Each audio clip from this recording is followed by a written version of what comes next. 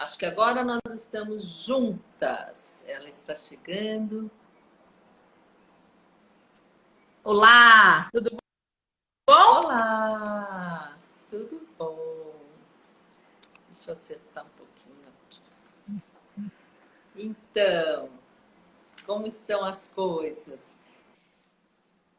Tudo bom, um pouco cansada, né, dessa vida de pandemia, que a gente vai ocupando o tempo do deslocamento com trabalho, com atividades, e aí quando a gente vê, não sobra tempo para mais nada, né? Porque tudo fica justinho. É verdade, eu estou bastante cansada também. Estou sentindo assim uma, um excesso, né? Hoje um amigo meu vai fazer um show, o Luiz Felipe Gama, e ele me convidou, né, para assistir online e eu tenho um curso até às 11 da noite. Então são coisas, né, que a gente não fazia antes, né? Tantos cursos, tantas participações, tantos trabalhos e de repente a gente se vê com todo o nosso tempo tomado com atividades, com produção, sem contar o cuidado com a casa, com a comida, com a roupa. E sem um tempo de lazer real, né? Assim, porque o virtual ele rouba, ele é muito bom porque a gente pode se conectar com várias pessoas de vários lugares e fazer várias coisas, mas eu acho que essa conexão humana, né? Você vê um show, a pessoa ali, é muito diferente de você ver um show através da tela. E porque, para além disso, você pode encontrar outras pessoas no show, trocar experiências, né? Então, isso dá um alívio, ou poder sair na rua, se nutrir de coisas, de encontros, de paisagens. E então eu sinto que a gente, com essa pandemia, a gente tem, eu pelo menos, né, tenho trabalhado bastante.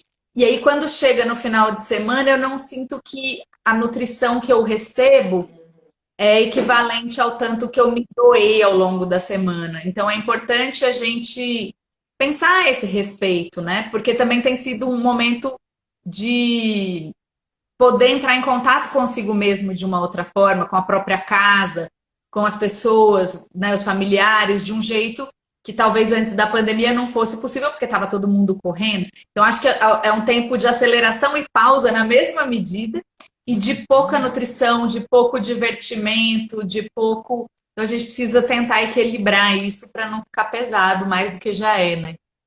É verdade, a falta de lazer dá uma desequilibrada na gente, né? A gente precisa cuidar disso. E isso é interessante porque é um tema muito do terceiro setênio e que reverbera na vida inteira, né? Que no terceiro setênio o jovem precisa ter o trabalho equiparado ao lazer, para ele sentir que vale a pena essa vida. E no quarto, a gente tende a exagerar em tudo, tanto no trabalho quanto no lazer. Então, trabalhar muito, porque de modo geral a gente está ou na faculdade fazendo estágio e estudando, enfim, ou depois já no mundo dos adultos trabalhando. Mas aí a gente quer ter uma compensação, então a gente sai muito, geralmente de segunda a segunda, né? Vivendo como se não houvesse amanhã. Então é um equilíbrio desequilibrado, vamos dizer assim, porque é tudo muito. Mas é importante que seja assim, que é um setênio de aprender pelas experiências, pelas vivências, né? É verdade. E olha quantas vivências mesmo a gente tem, né? Nesse período dos 21 aos 28. Quantas conquistas a gente faz e quantas responsabilidades a gente assume, às vezes, antes de estar realmente pronto para assumir, não é? Sim, essa é uma questão super importante da gente estar atento nesse setênio, porque o jovem já é um jovem adulto, né, depois dos 21, ele tem mais responsabilidade do que ele tinha antes, inclusive responsabilidade legal, responsabilidade civil, mas ele ainda não tem um lastro de vivência para alicerçar tudo isso. Então é importante que o jovem adulto nessa fase ele esteja muito mais voltado a fazer coisas, a experimentar vivências, do que para ser cobrado. no sentido de, é óbvio que ele deve ser cobrado nas vivências e tal, mas de ser cobrado assim, no sentido de exigir de alguém, ou comandar alguém, ou fazer um mestrado, fazer um doutorado, porque ele ainda não tem um lastro de vivência para dizer da vivência que ele tem. Então, ele vai dizer do que, por exemplo, num mestrado ou num doutorado? Ou se ele é convocado a gerir pessoas, como que ele vai gerir pessoas se ele não sabe nem gerir ele mesmo direito? Né? Então, saber pensar, quem que é esse jovem? Né? Então, uma pessoa de 21 anos é uma pessoa que acabou de entender que o corpo físico dela é este e que não tem nada natural que ela possa fazer para mudar, né? Mesmo perda ou ganho de peso ou de massa muscular, a gente vai ter que fazer alguma coisa para ganhar, mesmo que não seja com incisão cirúrgica ou com remédio, não é o natural do meu corpo ficar mais forte do que ele é, ou menos forte, ou mais gordo, ou mais magro, enfim, eu vou ter que fazer algo externo para interferir no meu corpo. Então, é uma experiência também. O que eu posso fazer com esse corpo que agora está pronto?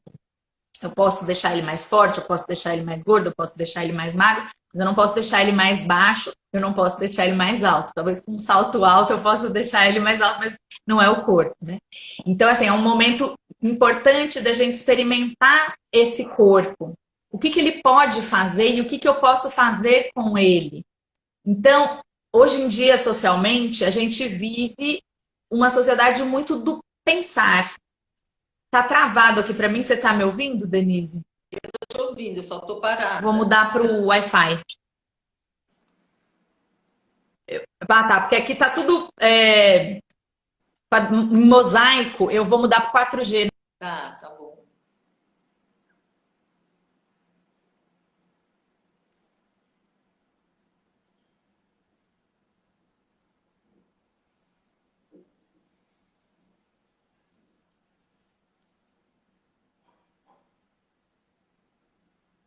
Aqui eu te vejo bem. Agora, então, ótimo. Então, na nossa sociedade hoje em dia, a gente é muito treinado ou educado para o pensar. A gente pensa muito, desde pequenininho e cada vez mais precocemente a gente é treinado a pensar, é educado a pensar e só. Ficar sentadinho ali, ouvindo alguém falar alguma coisa, escrevendo, enfim. Mas a gente não é educado a fazer coisas. São poucas as escolas que nos ensinam a fazer coisas. A pedagogia Waldorf é uma pedagogia que tem muito presente essa questão do fazer, mas de modo geral a gente nem sabe o que a gente é capaz de fazer. A gente nem sabe se a gente tem habilidade manual, se a gente seria bom em marcenaria, se a gente sabe cantar, se a gente sabe tocar um instrumento, se a gente sabe fazer tricô, crochê, se a gente sabe bordar. Tantas possibilidades do fazer com as mãos, do fazer com o corpo, que dependendo da situação familiar, a gente não tem, de fato, a oportunidade de fazer. E dependendo, às vezes, a família até poderia prover cursos, mas não é do interesse. A gente está muito focado, voltado para passar no Enem. Então, a gente estuda. Então, a gente sabe muito bem que a gente tem uma cabeça e qual é a potência dessa cabeça. Mas o resto do nosso corpo, muitas vezes a gente fica sem saber tudo que ele pode. E então seria importante nesses 21 que esse corpo está pronto, eu entender o que eu posso fazer com ele. Não só em termos de força e resistência, mas de criação no mundo.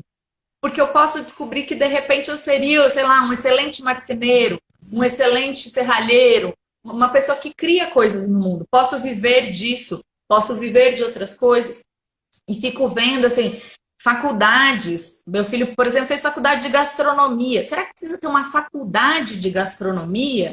Ou será que um curso prático de gastronomia faria mais sentido? Então, tem muitas faculdades que eu avalio que são do fazer e que são transmutadas em faculdades do pensar. E tem pessoas que têm uma facilidade maior para fazer e outras que têm mais facilidade para pensar. Então, como que a gente equilibra isso, né? Se eu sou mais do pensar, como que eu me educo a fazer mais? Se eu sou mais do fazer, como que eu me educo a pensar a respeito do meu fazer? Porque eu posso fazer mais e melhor, e mais bonito, mais eficiente, enfim. Então é muito interessante a gente perceber essas potencialidades. E como que a gente vai perceber essas potencialidades? Experimentando. Se eu não tenho possibilidade de experimentar a minha capacidade de cantar, como que eu vou saber se eu sei cantar ou não, se eu gosto ou não, se eu sou bom, se eu não sou? Se é um talento, se não é?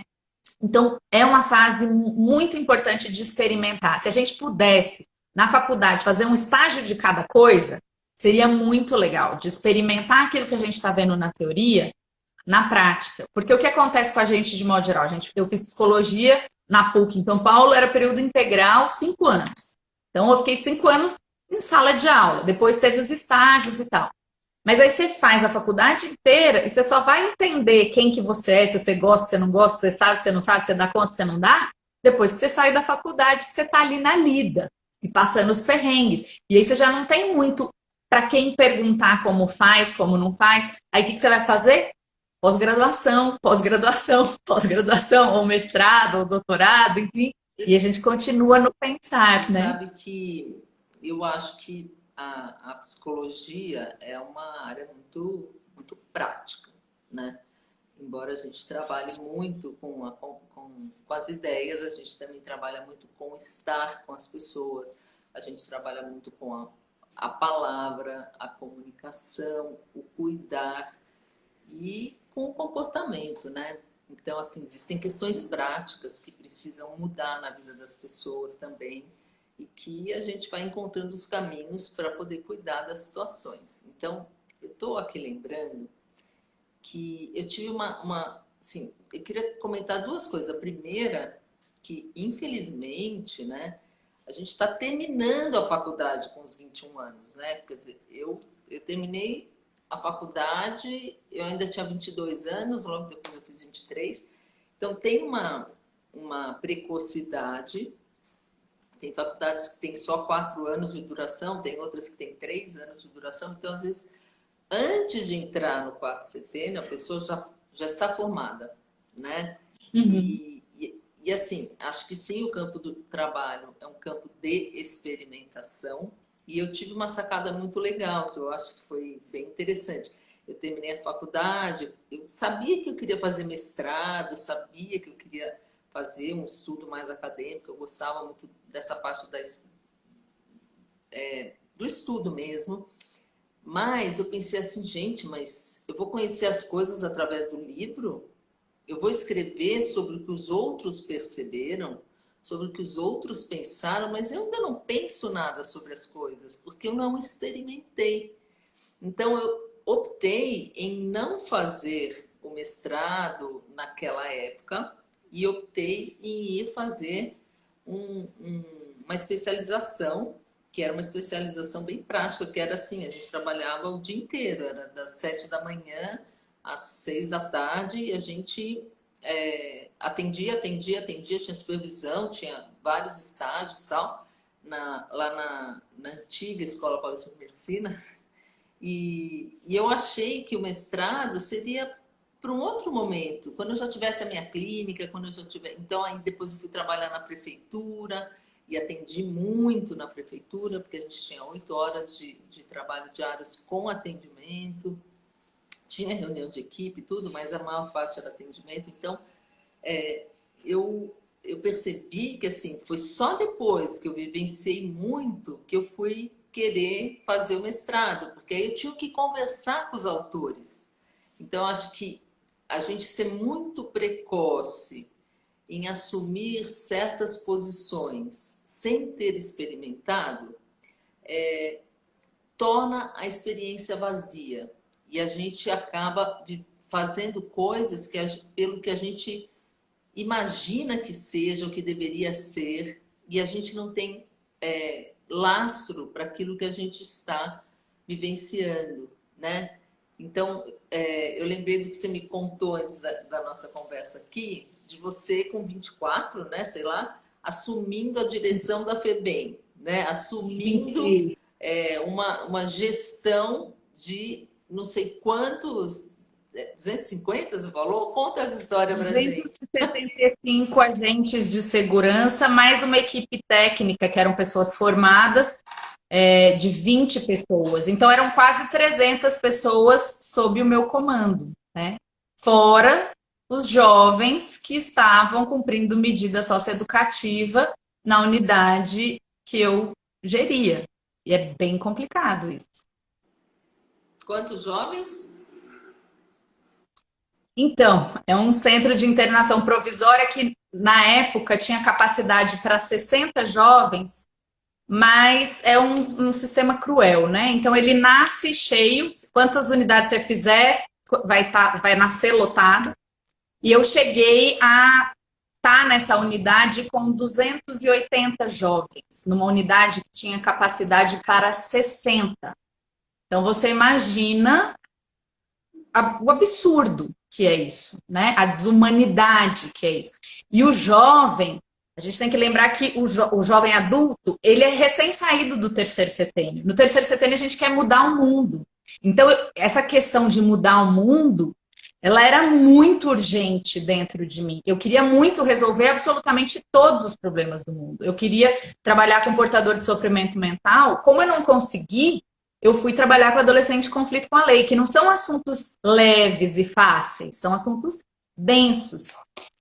Então, para mim chegar lá e viver as coisas que eu vivi e sofrer as coisas que eu sofri, em termos de ameaça, em termos de risco, em termos de responsabilidade, foi muito avassalador, assim, muito, muito, muito.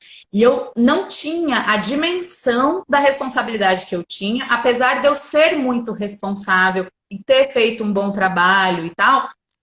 Quando eu entendi que eu não conseguiria mudar o sistema e que muito mais facilmente o sistema me mudaria, então, assim, eu não só não conseguiria resolver o problema como eu seria, de certa forma, corrompida, eu pedi exoneração. E assim que eu pedi exoneração, teve uma rebelião em que um jovem morreu. E aí o diretor da unidade, naquela época, respondeu um processo criminal. Ele respondeu por homicídio culposo, que é um homicídio sem a intenção de, mas pelo qual você tem algum tipo de responsabilidade.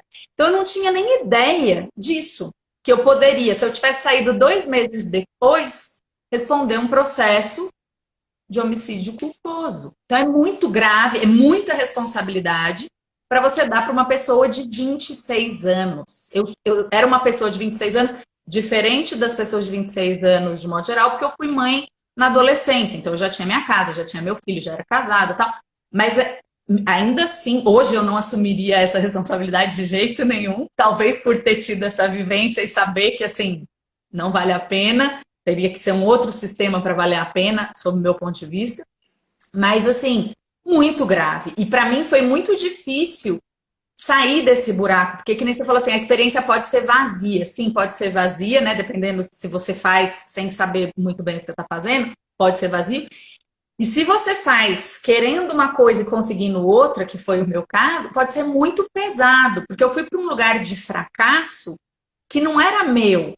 Era um lugar de fracasso do sistema, da humanidade. A gente não consegue lidar com um adolescente em conflito com a lei, porque a gente quer reinserir um jovem, ou reeducar, ou ressocializar, um jovem que nunca foi inserido, nunca foi educado, nunca foi visto, nunca foi cuidado, né, pelo Estado, não só pelas famílias, que às vezes as famílias não têm condição de cuidar desse jovem, mas ele foi negligenciado a vida inteira e daí ele chama atenção dessa forma. E aí a gente quer enxugar o leite derramado e não tem mais, né? Então, assim, não era uma questão minha, mas eu tomei como se fosse. E para eu sair disso, né, foi muito difícil. Chegou num ponto que eu achei que eu não servia para nada na vida. Não servia para ser psicóloga, não servia para trabalhar com adolescente com conflito com a lei. Fiquei sem saber para que eu servia. E isso faz parte dessa fase também, né? Isso, Mas pode ser muito grave essa vivência, né? exatamente. Descabida. Muitos são os jovens que nessa etapa da vida perdem a esperança, né? Que é exatamente quando eles estão plantando a esperança, eles deveriam estar exatamente nesse momento arando a terra para um plantio, preparando, né? Se preparando para uma vida inteira e fazendo suas escolhas, se apropriando das suas escolhas, se capacitando mais. E muitas vezes, pelas necessidades que a vida coloca, como você passou, as experiências atropelam o jovem. É muito comum você ver jovens que tentam fazer processos de trainee, estágio, e não vão conseguindo entrar, não vão conseguindo fazer, e vão perdendo a esperança, vão deixando de acreditar em si. Então, a gente tem observado, né, que nesse período é muito grave quando esse período dá errado, né? Sim. Quando nesse setênio as coisas não vão bem, a pessoa não arruma um bom emprego, a pessoa não consegue terminar uma faculdade, ou não consegue terminar uma especialização, alguma coisa que ela se propõe, ou ela recebe um cargo com uma grande responsabilidade e não dá conta, né? Então, tudo isso tem uma repercussão muito grande na vida dessa pessoa. Sim. E aí eu estava lembrando essa fala que você estava fazendo, né, de eu ainda não tenho muito a dizer como que eu vou fazer um mestrado e um doutorado, né, ou, enfim. E aí eu lembro que eu fui sua aluna porque eu saí da faculdade e virei estudante profissional, né, então eu fazia várias pós-graduações, especializações ao mesmo tempo, sempre gostei muito de estudar. E eu lembro que eu sentia um certo fracasso nesse lugar de ter saído da faculdade e não ter conseguido arrumar um emprego de pronto, tinha consultório e tal, mas é difícil fazer, né, a clientela. E eu lembro da revolta do meu pai, assim, que eu tinha que fazer um mestrado, que como que eu fui fazer especialização e não fui fazer um mestrado? Então a gente vive muito ainda no começo do quarto setênio, influenciado pela opinião dos amigos, pela opinião dos pais, pela opinião do entorno. E eu lembro que você falou em uma aula isso, que você tinha decidido fazer o mestrado depois, porque você preferiu esperar ter algo para dizer, para depois dizer. E aí isso me deu um, ai, que bom, né? Então tá tudo certo, eu não preciso fazer um mestrado agora. E aí, ao longo da minha vida, eu resolvi que eu não preciso fazer um mestrado. Eu posso até fazer um dia, mas eu não fiz. E eu tô feliz não tendo feito um mestrado. Não sinto que esse é o meu chamado. Pode ser que amanhã ou depois eu mude de ideia. Mas no quarto setênio, a gente fica muito suscetível à opinião dos outros, porque justamente porque a gente ainda não viveu para saber qual é a nossa opinião. Então lembro também de uma coisa assim, tinha uma fase que eu estava usando bota de salto 10 com bico fino, calça de couro, cabelo alisado. Aí, de repente, eu falei, essa pessoa não sou eu. E aí eu comecei a usar uns chinela, riponga, assumi meu cabelo e tal. E fui sendo muito mais feliz sendo eu. E a partir do momento que eu assumi quem eu era no meu estilo de vestir, eu fui encontrando meus pares. Então, de repente, as amigas que eu fiz ao longo da faculdade, no momento em que eu fui fazer o estágio, a gente já não estava mais junto, porque o estágio você escolhe por interesse, né? Que área que você quer atuar. E aí eu comecei a fazer, sei lá, estágio não, eletiva de esquizoanálise, fui ler Dostoiévski, fui. Então, assim, fez um de possibilidades na vida e no meu jeito de ser, que aí vão te quanto mais você vai sendo você mesmo, descobrindo quem é você através da experiência, mais você vai encontrando seus pares, mais você vai encontrando seu lugar no mundo. Só que às vezes a gente não tem essa possibilidade. Dependendo de quem é a nossa família, dependendo do meio onde a gente vive, dependendo de uma série de fatores, a gente tem que ser determinada coisa. Então, se meu pai é dono de um império e me oferece o cargo de CEO da empresa dele, eu tenho, sei lá, 25 anos, eu vou abrir mão disso e falar para ele, pai, eu quero viver uma experiência de mochilar pelo mundo para entender quem eu sou, que eu quero. Meu pai vai falar: você está doido, você tem uma empresa para gerir, você tem que isso, você tem que aquilo. Ou famílias que falam: você só pode ser engenheiro, médico ou advogado. E aí a pessoa então faz uma formação que de repente nem é o que ela quer ser. E aí ela se vê formada e ela nem sabe no que ela quer trabalhar, porque ela não queria, a princípio, ser aquilo que ela se tornou. E isso vai só somando, né? Uma família que fala: você tem que casar, você tem que ter filho, você tem que não sei o quê. E o quanto que eu me apego a isso, né? Ou o quanto que eu não sei quem eu sou. E o quanto que eu não vou buscar, porque eu não sei onde que eu busco. Eu lembro uma vez que eu encontrei uma amiga da minha mãe no supermercado e eu tinha acabado de me formar. E essa angústia, né? De ok, me formei, eu vou fazer o quê da vida agora? E eu lembro que ela falou assim: fica tranquila, o seu tá guardado. Aí eu falei para ela: me fala onde que tá guardado, que eu vou lá buscar. A gente tá afim de fazer uma série de coisas e não tem onde que vai fazer essas coisas. E aí, hoje em dia, que eu trabalho com orientação vocacional de jovens, né, do terceiro setênio, teve um amigo meu que é empresário que veio me procurar perguntando se eu não fazia encaminhamento de pessoas formadas. Eu falei: como assim? Ele falou: porque a faculdade não tem formado as pessoas. Então as pessoas chegam para trabalhar com um perfil de aluno de ensino médio, esperando que alguém diga, que alguém cobre, que alguém oriente. E aí a pessoa fica completamente desorientada nesse mundo adulto. Então é um momento que a gente precisa de muita guiança, vamos dizer assim. Exatamente, porque eu faço uma metáfora de que é um adulto bebê. Então, da mesma maneira como a gente aprende a engatinhar engatinhando, a gente começa se arrastando, né? A gente vira, se arrasta e de repente a gente começa, né, a balançar para frente e para trás.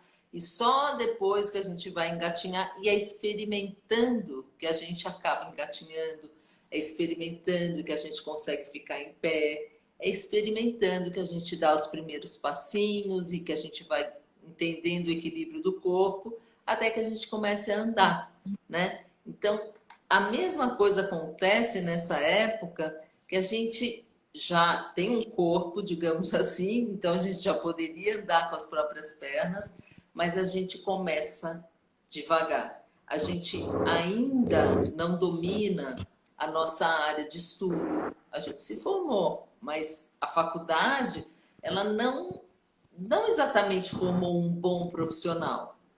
Ela te deu um diploma. E a gente vai se formar um bom profissional ao longo da nossa vida de trabalho. E a gente pode também fazer outras especializações, mas principalmente a gente vai se formar enquanto a gente trabalha. E é muito doloroso, eu vivi isso de uma maneira bem sofrida. Você está fazendo o seu trabalho e sabendo que você ainda não faz com a maestria que a sua professora faz, que o seu supervisor faz, que, sabe, e que você lê nos livros e você fala, nossa, quanto tempo será que vai demorar para eu realmente me apropriar desse jeito de ser terapeuta, desse jeito de ser profissional? Quando é que eu vou ter essas ideias brilhantes que, olha lá, naquela reunião ele falou, ela falou, nossa, olha que pesquisa bacana essa pessoa fez, nossa, essa pessoa morou no exterior, estudou 2 anos, 4 anos, e a gente fica olhando assim, falando, nossa, eu ainda não vivi nada disso, e isso cria uma ansiedade, né? Uma ansiedade muito grande. A gente vê que na cidade tem muitas pessoas que vivem quadros de ansiedade muito intensos, porque existe um descompasso entre aquilo que ele está pronto para fazer e aquilo que ele é cobrado, aquilo que a vida cobra da pessoa. Né? Porque ter um emprego significa que você tem o que oferecer, você sabe coisas, né? E a gente ainda está aprendendo. Então, esse estou aprendendo e na medida em que eu aprendo, eu consigo fazer. Quando eu sou uma pessoa que tem uma boa autoestima, que consegue enfrentar o desconhecido com uma certa coragem, eu vou melhor. Mas se eu sou uma pessoa que preciso ter certeza que eu sei fazer bem uma coisa para poder fazer, eu paraliso, eu me enfraqueço, eu posso ficar muito vulnerável nessa etapa. E é interessante a gente ver o quanto que os 3 primeiros setênios estão intimamente ligados com isso. Porque, por exemplo, no segundo setênio tem a autoridade amada, que é a pessoa na qual eu vou me mirar para quando eu crescer eu ser parecida com ela em algum aspecto. No quarto setênio, a gente precisa de uma autoridade amada no sentido de alguém que seja referência, de alguém que seja o que eu quero ser, ou de alguém que me dê essa tranquilidade, assim. Você não precisa fazer mestrado agora, você pode fazer mestrado depois, né? Então a gente começa a buscar o que antes a gente buscava na família, depois a gente busca na escola, depois a gente busca no mundo. No quarto setênio a gente vai buscar em referências profissionais. Então eu lembro, eu fiz faculdade com a Larissa e conheci tia Sandra, que depois foi ser minha professora. E que é uma pessoa que eu admiro muito, não só profissionalmente, mas pessoalmente. E eu lembro que eu olhava a tia Sandra e eu falava assim, quando eu crescer, eu quero ser igual a essa pessoa. Porque o mundo pode estar desabando, que ela está sorrindo de verdade. Ela está sorrindo de verdade, ela tem leveza de verdade, ela tem escuta de verdade e ela continua estudando. Então, assim, é uma mulher muito admirável, né? E eu lembro que nessa época, quando eu estava atendendo, eu atendia com a Larissa, eu pensava assim, nossa, o que que a tia Sandra faria agora? E eu não tinha a menor ideia, porque eu queria ser ela, mas eu, né, não via ela, né, atendendo. E aí passaram-se anos, né? Já tem mais de 20 anos que eu conheço a tia Sandra e sei lá, ano passado, ano retrasado, eu tive a oportunidade de revê-la. E assim, acho que eu vou morrer sem ser tia Sandra, porque tia Sandra é tia Sandra, mas eu tive uma sensação de ter me aproximado um pouco mais desse meu ideal, assim, e me deu uma alegria, assim, de nossa, eu sofri pra caramba, ralei pra caramba, mas valeu a pena. Então é importante a gente, enquanto adulto mais velho, ter uma acolhida com esse jovem, saber o que a gente pode exigir e deve exigir desse jovem, e saber quando que a gente tem que acolher esse jovem, o que que a gente pode dividir com esse jovem que deixa ele num estado de ânimo mais sereno, assim, porque ele já tem uma autocobrança muito grande e às vezes a família já cobra muito, né? Então, ter esses referenciais que são um alento na vida e que ao mesmo tempo são um norte é muito importante. E para a gente é muito importante também, que é mais velho, que já fez um caminho, conviver com os mais jovens, porque os mais jovens têm um refresh, assim, né? Eles têm umas ideias, eles têm um entusiasmo que a gente pode até ter, mas já está mais modulado. Então é importante essa convivência. E a gente fica achando, eu sinto que atualmente todo mundo quer ser jovem e atualmente todo mundo quer ser CEO, né? Ou quer ser chefe, ou quer ser coordenador, ou quer ser líder. Ninguém quer aprender, Quer ser ninguém rico, quer. né? Todo mundo quer ser rico. Né? Você quer ser o quê? Rico? Eu lembro meu filho mais velho, quando ele era pequeno. Yuri, o que você quer ser quando crescer? Aposentado. Eu achava muito bom, assim. E hoje em dia ele trabalha que nem um condenado, coitado. Mas coitado não, né? Bom para ele, tá nessa fase de quarto setênio, tem que ralar muito, aprender muito e tal. Mas é interessante. E fico pensando em relação à maternidade. Antigamente, a gente ia aprendendo fazendo, ou com uma comadre falando, uma sogra e tal. Não tinha alguém que sabia como educar seu filho e te dava dicas. Assista hoje na minha live como resolver os problemas. Tipo, quem sou eu para saber o que o Cinco outro tem que fazer? dicas, né? Para saber o que o outro tem que fazer com o filho dele. E aí a gente leva a maternidade para o pensar também. E aí a gente fica no desespero de não querer que nosso filho se frustre, ou quer ser a melhor mãe do mundo, ou quer que tudo dê certo. E é importante que as coisas deem errado. É importante que a gente não saiba o que fazer. Porque quando a gente não sabe o que fazer, a gente ensina para os nossos filhos que tudo bem não saber o que fazer, que tudo bem ir perguntar para alguém como é que faz, que tudo bem tentar e não conseguir. Porque aí quando eles têm 20 e poucos, eles vão lembrar dessas experiências, eles vão lembrar que eles podem perguntar para alguém, eles vão lembrar que pode dar errado, eles vão lembrar que eles podem se frustrar e que eles não vão quebrar. Vai dar tudo certo. Agora, todo mundo cria o filho para ser assim, ou melhor, ou mais seguro, ou mais interessante. E a gente não é, gente. A gente é inseguro, a gente tem medo, a gente sofre, a gente é. E tudo isso é importante também para todos nós.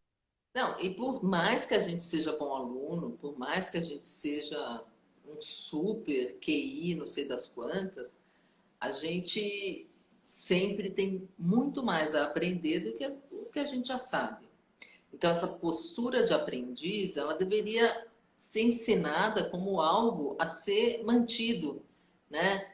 E não essa necessidade dessa prepotência de você fingir que você sabe tudo, de você assumir que você sabe mais que todo mundo e se relacionar com o outro como se você fosse o parâmetro para o mundo. Que nessa fase é normal, né? Você está se apropriando da sua visão de mundo, então você acha que o seu jeito de ver o mundo, de entender o mundo e as suas ideias para transformar o mundo num mundo melhor são as melhores do mundo, né? Então tem uma uma autoidolatria, né, que acontece nesse período e que ela é necessária para a pessoa poder continuar caminhando, porque ela cria uma ideia, né, de uma pré-potência para poder desenvolver sua potência de ser adulto.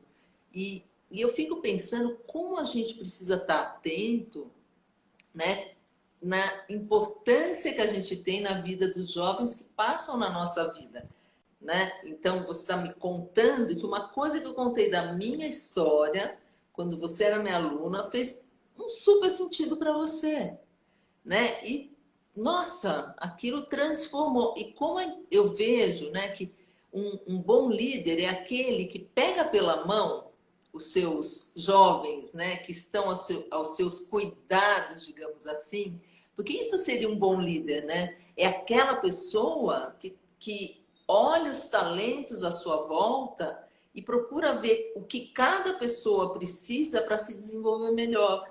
E eu já reparei que isso é muito importante para o jovem. Ter um chefe, ter uma pessoa com quem ele trabalha, que é mais experiente e que faz uma amizade, faz uma proximidade e que é aquela pessoa que o jovem respeita, tem um afeto e quer ser como aquela pessoa quando ele crescer, né? Então, a gente sempre está crescendo e a gente sempre olha para alguém e fala, quando eu crescer eu quero ser que nem fulano. A gente gosta da Sandra, mas a gente tem outros modelos também, né? E a gente segue a vida sempre, ainda bem, né? Querendo aprender, querendo seguir alguém. E é muito importante quando a gente está numa posição de liderança, não só pai e mãe, mas em qualquer situação, seja numa experiência de trabalho, seja numa experiência de espiritualidade, de formação, de estudo, que a gente possa perceber que a gente ocupa um lugar de liderança e que a gente tem esse papel na vida das pessoas, principalmente na vida dos jovens, de permitir que seus talentos possam se expressar, né? Eu acho isso super importante, que às vezes a gente não se dá conta. E muitas Sim. pessoas apenas exigem do jovem e exigem dele como se ele já tivesse que estar pronto.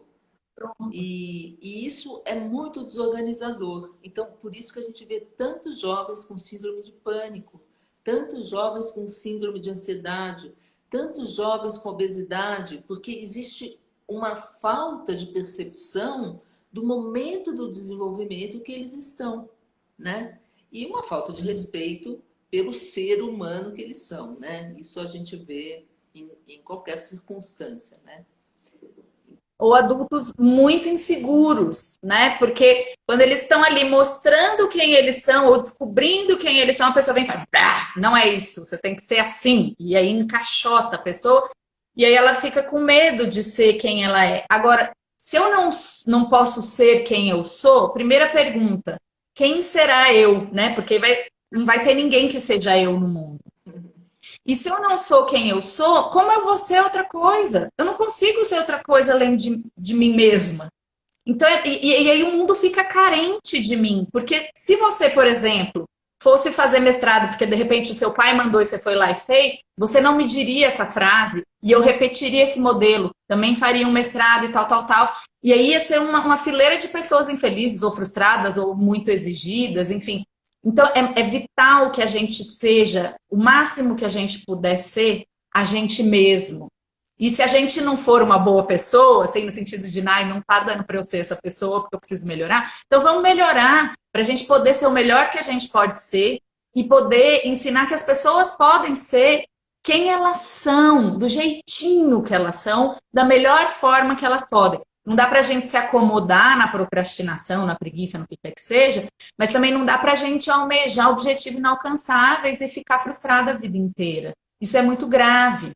E mais grave ainda nesse setênio, porque aos 21 é a chegada do eu, que é essa essência que me faz ser eu mesma, né? E então, eu preciso desenvolver eu mesma nesses 7 anos, de 21 até os 28. Eu vou estar entendendo quem eu sou e me desenvolvendo da forma que eu sou. E isso me possibilita, a partir dos 20 anos, dos 21, ter uma relação de eu para eu, que na fenomenologia da psicologia é eu-tu a relação. Eu nunca esqueci essa aula, porque o professor falou assim, você pode comer um sanduíche ou você pode ter uma relação eu-tu com o sanduíche. Que você vai degustar o sanduíche, você vai sentir o cheiro, a textura, a cor, o barulho que a alface faz na hora que você mastiga, enfim. É um outro nível de experiência. Então, quando eu consigo ver um jovem e valorizá-lo pelo que ele é, sem eu pensar, sem eu me exigir demais, eu já estou permitindo que ele seja ele mesmo. E eu estou ensinando para ele como se relacionar profundamente com outro ser humano. E a gente precisa demais disso, demais. Eu tinha muito medo de atender em tela e ter uma relação fria com as pessoas por causa da tela, de não conseguir ter uma relação de eu para eu mediada por uma tela. E eu percebi que isso depende do meu eu e do eu da pessoa que está lá do outro lado. Então, é maravilhoso, porque eu estou conseguindo desenvolver relações de eu para eu com pessoas que estão do outro lado do oceano, que estão do outro lado do país, que estão a léguas de distância. E essas pessoas atuam em mim da mesma forma que eu atuo nelas. Então a gente se transforma naquele encontro, e a partir do momento que eu estou transformada, eu vou transformar um pouco meu filho, um pouco meu companheiro, um pouco as pessoas com as quais eu convivo. E isso vai sendo multiplicador. Por outro lado, se eu cobro e exijo de um jovem que ele seja algo que ele não é ou que ele ainda não está pronto para ser, é como se eu matasse uma plantinha. Sim. E isso é muito grave. E isso vai se perpetuando, porque aí esse jovem que não é alimentado e não é valorizado, ele vai virar um chefe carrasco. E vai gerar outro chefe carrasco. E aí a gente vive o que a gente está vivendo hoje em dia, que ninguém está nem aí com ninguém, e salve quem puder, o que importa é ganhar dinheiro a qualquer custo. E não, é muito mais que isso. A vida é muito mais que ganhar dinheiro e gastar dinheiro, né? E quanto mais consciente a gente está de quem a gente é, menos a gente vai embarcar nessas roubadas, que a gente entende, eu quero isso ou eu preciso disso? Ah, eu quero, mas eu quero muito? Não. Ah, então eu não preciso. Não. Eu acho que essa é uma etapa onde as pessoas começam a se deparar com esse eu tu mesmo que você estava falando. E aí a gente tem uma série de perguntinhas que a gente tem que fazer para a gente saber como a gente deve agir no mundo, né? Eu quero isso? Se eu quero, eu devo fazer? Agora, eu quero, eu devo e eu posso? Então, essas três perguntas, mas pode ser que eu não queira, mas eu deva fazer aquilo. Pode ser que eu não possa, mas eu deva fazer aquilo. Então, veja que a gente vai chegando em situações na vida de muita complexidade. E a gente, o tempo todo, vai tendo que se perguntar: o que eu quero? E isso que eu quero, eu devo? Isso que eu devo, eu quero? E se eu não quero fazer, mas eu preciso fazer aquilo? Então, essas negociações que a pessoa vai fazendo com ela mesma, elas dependem muito da maneira como o entorno age também com esse jovem, né? Porque se esse jovem não é respeitado naquilo que ele quer ou naquilo que ele deve fazer, ele pode também não conseguir fazer o que ele deve e ele pode colocar a vontade dele acima do dever ou acima das possibilidades dele. Então, essas equações, elas são equações relacionais. E eu vou me relacionar comigo mesmo e com as minhas questões da vida de uma maneira meio espelhada de como as pessoas agem comigo ou agiram comigo a vida inteira. Então, a nossa responsabilidade enquanto educadores, porque todos educam a todos, a maneira como eu falo com uma pessoa que trabalha no supermercado, com porteiros, com, com vendedores, com cobradores, enfim, a maneira como eu me relaciono no mundo, né, com as pessoas, ela precisa ser uma maneira responsável. Eu preciso saber que ali estão jovens, ali estão antigas crianças, ali estão pessoas que precisam, como eu, ser amadas, ser respeitadas e que cada uma dessas pessoas tem um querer e que esse querer, às vezes, ele está acima do dever. E às vezes a gente olha para uma pessoa apenas pela função que ela cumpre. E a gente trata, você precisa fazer isso, você tem que fazer isso, você deve fazer isso. Isso que você fez está errado. E a gente não pergunta pela pessoa que está por trás daquela ação, daquele gesto, como é que essa pessoa está se sentindo hoje? Será que ela gosta de fazer isso que ela está fazendo? Será que ela queria estar aqui hoje? Não é? Então, a gente começou falando do nosso cansaço, talvez a gente preferisse fazer uma sesta hoje, né?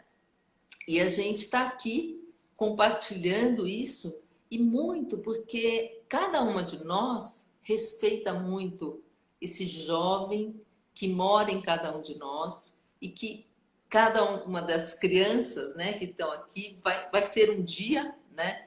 E a gente tem um compromisso, a gente assumiu um compromisso de poder oferecer o nosso conhecimento para que outras pessoas possam refletir sobre essas relações, para que outras pessoas possam também se comprometer um pouco mais com esses jovens que estão aqui no mundo, né? E que estão precisando tanto de um adulto que seja um modelo.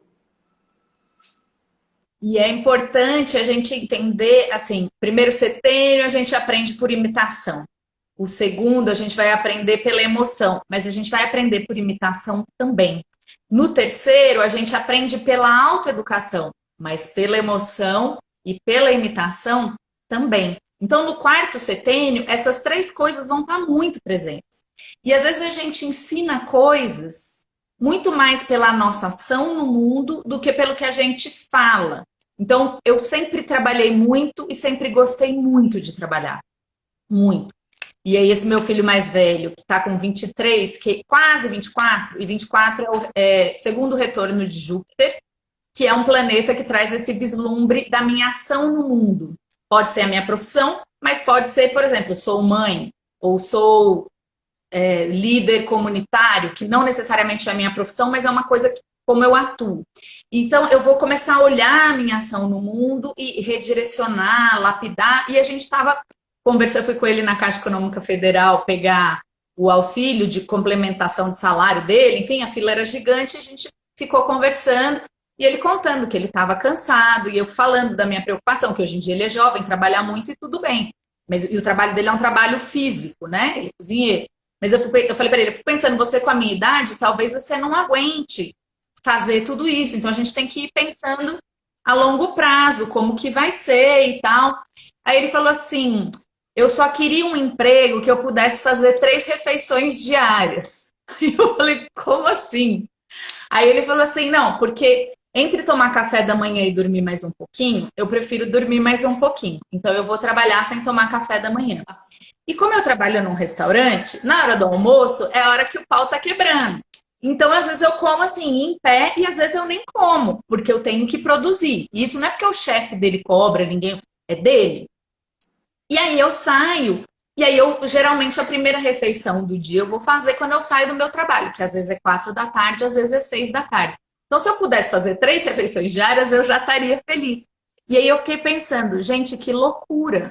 Porque eu ensinei isso para ele sem ensinar. Eu não valorizo isso, eu não acho que isso é o certo, eu não acho que isso é o ideal, mas eu fiz muito isso. E ele viu eu fazendo muito isso. Que às vezes eu tinha que levar ele em algum lugar e tinha que trabalhar, então eu ficava sem almoçar, ou ficava sem tomar café da manhã, de me negligenciar em função do trabalho, né? E ele aprendeu isso, e eu não ensinei isso para ele. Não acho que isso é um valor, mas eu ensinei sem saber que estava ensinando.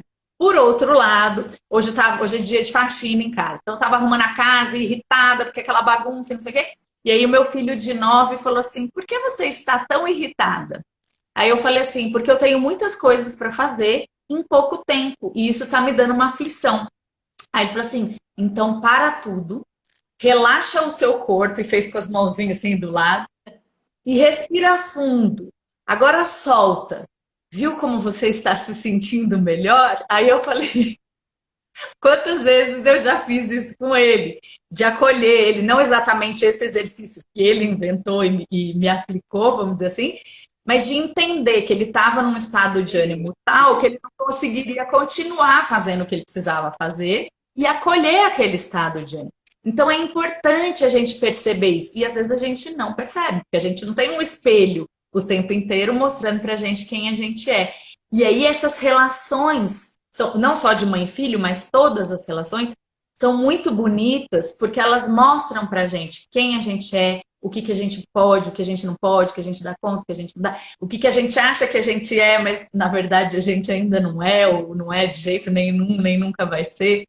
Essa fase é o alicerce para isso, para eu entender quem eu verdadeiramente sou e o que eu preciso verdadeiramente cuidar e lapidar. Se eu sou uma pessoa que sai fazendo milhares de coisas porque eu posso, porque eu quero, porque eu devo, às vezes eu preciso também aprender a ter um pouco de limite. Eu posso, eu quero, eu devo, mas eu estou podendo, querendo e devendo muita coisa, então preciso parar um pouquinho. Porque essa fase é a fase da alma da sensação. A alma da sensação é isso, é eu querer fazer tudo o que eu posso fazer. É viver como se não houvesse amanhã. Só que aí aos 28 anos, né, você viver 7 anos intensamente, ok, que delícia. Mas com 28 você vai chegar e falar, eu preciso equilibrar um pouco isso, porque senão eu não vou viver até os 30, né? Então tem muita gente que morre, por exemplo, aos 27. Muitos astros, né, do rock, por exemplo, e vários outros casos, assim, de uma morte que muitas vezes é gerada pelo excesso, né? Não necessariamente quem morre aos 27 anos é porque se excedeu, mas a gente pode ver muitas mortes em decorrência de excessos, de falta de limite, e às vezes de trabalho, às vezes de coisas boas, não só de coisas nocivas e ruins. Então é uma fase que tudo está muito aberto e a gente pode se empenhar em coisas muito boas, mas a gente pode se empenhar em coisas muito nocivas para a gente ou para a humanidade. Então, a humanidade como um todo tem que cuidar da humanidade como um todo, porque quanto mais saudáveis forem os jovens, mais saudáveis serão os adultos que conseguirão ajudar novos jovens a serem saudáveis.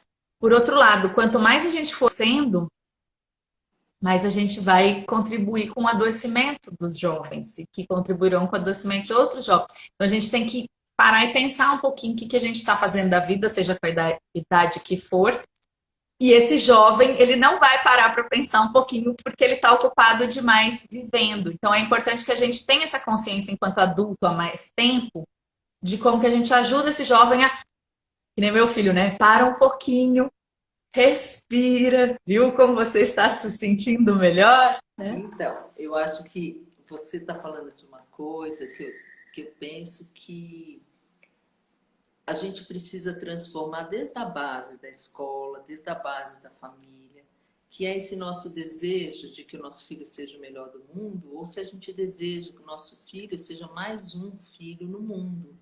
Se a gente ensina para ele que ele tem que competir com os colegas, ou se a gente ensina que todos devem se ajudar mutuamente e que a gente deve estar preocupado também com as crianças que a gente nem vê, mas que a gente sabe que existem, que estão lá longe, que às vezes estão passando dificuldade. Como é que a gente faz, né, para esse jovem, quando ele chega nessa idade, ele já ter uma consciência de que se ele tiver muito rico, alguém está pobre. Algumas pessoas estarão pobres, né? Algumas pessoas terão menos do que elas precisam. Então, a gente poder ter essa noção de que nós somos um, e ensinar isso para os nossos filhos desde pequenos, quando eles chegam nessa idade, eles já têm uma outra responsabilidade. Então, o que eu quero, nem sempre eu devo, e eu vou respeitar o que eu devo. Porque, às vezes, o que eu quero passa ao longe que eu não devo fazer, e eu vou fazer mesmo que eu não deva, porque eu quero. Então, é muito importante, né, que a gente possa ensinar os nossos jovens, os nossos filhos, né, que existe o querer, o dever e o poder. Porque se a gente fica só no o que você quer, você vai conseguir, o que você quer, você deve ir atrás, a gente esquece de pensar que somos todos um. Né? E que é fundamental para todos nós, porque é bonito ver também que hoje a gente cuida das crianças e dos jovens. Amanhã a gente vai ser idoso e essas crianças e jovens serão adultos e eles cuidarão de nós. Então, mesmo que a gente não tenha essa consciência de somos todos um internamente, essa consciência vem através da prática ao longo da vida, de um jeito ou de outro. Então, o que é bonito, por exemplo, do trabalho do aconselhamento biográfico, é a gente tomar consciência dos processos, da forma como eles foram. De modo geral, eles não acontecem da maneira ideal, mas a gente consegue extrair o que há de melhor em cada situação e se conscientizar daquilo, entender o propósito daquela coisa, entender essa correlação maior que você está dizendo. E consegue entender também que muitas vezes uma lição que a gente não aprendeu aqui se repete aqui, se repete aqui, se repete aqui, até que a gente fala, ai, agora eu entendi, né? Então é importante a gente buscar esse autoconhecimento ao longo da vida, entender que a gente não sabe de tudo. Eu recentemente não, tem uns 2 anos eu comecei a estudar alemão e era um lugar de não saber que fazia anos que eu não ocupava, porque era um não saber Mesmo. nada, não é um não saber assim, tem uma ideia, é tipo, oi, não sei falar, não sei ler, não sei nada, né? Não sei. E é muito legal a gente, ao longo da vida, se colocar nessas situações de não saber, tentar algo extremamente novo, pelo menos uma vez por ano, dessa situação meio aflitiva, que eu estou na mão de alguém, alguém precisa me ensinar, alguém precisa me conduzir, que eu não tenho a menor ideia de como faz, de como é. Porque aí a gente entende o que uma criança sente, o que um jovem sente, porque a gente vai criando a ilusão ao longo da vida de que a gente sabe, né? Ah, não, isso é assim, ah, não, isso é assim. E não é. E eu acho que a pandemia está muito aí para mostrar isso para a gente, né? A gente tinha uma certeza do futuro que a gente não tem mais. Porque a gente entendeu que a qualquer momento pode vir, por exemplo, uma pandemia e tudo mudou. E a gente não, assim, mudou e vem mudando, apesar da gente estar em casa há 6 meses. Nossa, eu vivi 50 vidas nesses 6 meses e a gente não sabe como vai ser quando acabar a pandemia. E a gente nunca soube como que ia ser o dia seguinte. Mas a gente tinha uma prepotência, uma arrogância, eu pelo menos tinha, de achar que eu sabia. E não, eu não sei de nada. E é difícil esse lugar de não saber de nada. E que esse jovem de 21 a 28, ele acha que ele já sabe de muita coisa, mas aí quando ele vai fazer, ele vê que ele não sabe de nada. Então é muito conflitante isso. Então, o adulto poder enaltecer o que o jovem sabe e dar segurança para ele não saber, eu acho que é a nossa função para o jovem do quarto setembro. É verdade. Então, a semana que vem a gente vai conhecer o que acontece, o que é essa virada dos 28 e todos os grandes momentos de virada e de transformação e de conquistas que acontecem entre os 28 e os 35 anos. Tá bom? Então, até a semana que vem, querida. E muito, muito obrigada. Eu que agradeço. Um beijo para você. Um beijão.